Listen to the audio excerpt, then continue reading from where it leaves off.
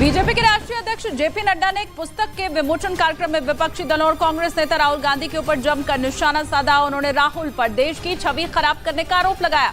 नड्डा ने कोरोना के टीके और सर्जिकल स्ट्राइक पर सवाल उठाने के लिए भी राहुल गांधी पर जमकर वार किए। उन्होंने कहा, टुकड़े टुकड़े गैंग का साथ देने वालों को दुनिया भी समझती है। इन सभी ने सिर्फ भारत के आत्मविश्वास को कमजोर करने का काम किया है। पीएम मोदी का विरोध करते करते ये देश का विरोध करने लगते हैं।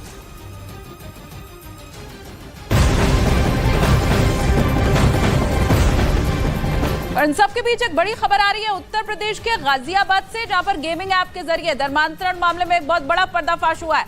पुलिस सूत्रों के मुताबिक बद्दो के नाम से फर्जी आईडी बनाकर चलाने वाला शहनवाज करीब 2.5 साल से ये नेटवर्क चला रहा था। नाबालिगों को गुमराह किया करता था और इस दौरान वो उनके संपर्क में आए सभी बच्चों पर खास नजर रखता था। मेरे सहयोगी दीपक बिष्ट इस वक्त जुड़ रहे हैं। दीपक, अभी फिलहाल क्या अपडेट है, क्या कार्रवाई की गई है शहनवाज के ऊपर?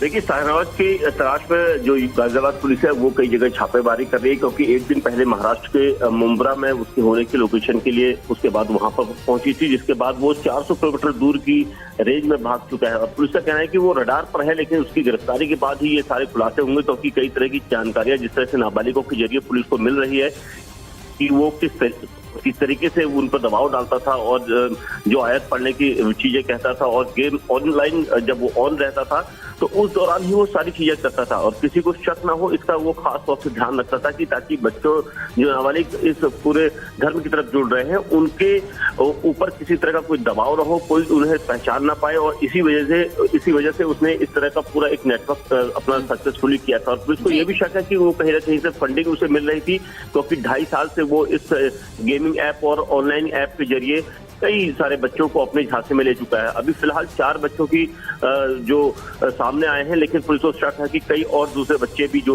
नाबालिग हैं वो इनके शिकार हुए हैं। बिल्कुल, इसके अलावा शहनवाज की गिरफ्तारी के बाद ही अभी और बातें पता चल पाएंगी। बहुत शुक्रिया दीपक इस तमाम जानकारी के लिए। देखिए, बीजेपी के राष्ट्रीय अध्यक्ष जेपी नड्डा ने विपक्षी दलों और कांग्रेस नेता राहुल गांधी के ऊपर जमकर निशाना साधा। उन्होंने कहा, एक और दुनिया भारत के भविष्य को उज्जवल बता रही है और हमारे कामों की तारीफ कर रही है, उधर दूसरी तरफ हमारे देश के कुछ लोग इसके ऊपर सवाल उठाते हैं।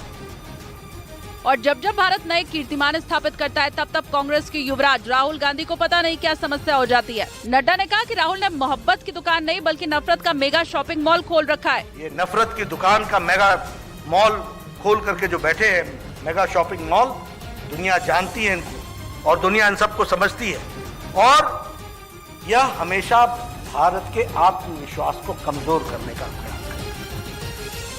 ये भूल जाते हैं, मोदी जी का विरोध करते करते भारत का विरोध करने लग जाते हैं। नड्डा ने सर्जिकल स्ट्राइक पर सवाल उठाने के लिए भी राहुल गांधी को आड़े हाथों लिया। नड्डा ने राहुल पर समुदायों को भड़काने और समाज को बांटने की कोशिश का भी आरोप लगाया।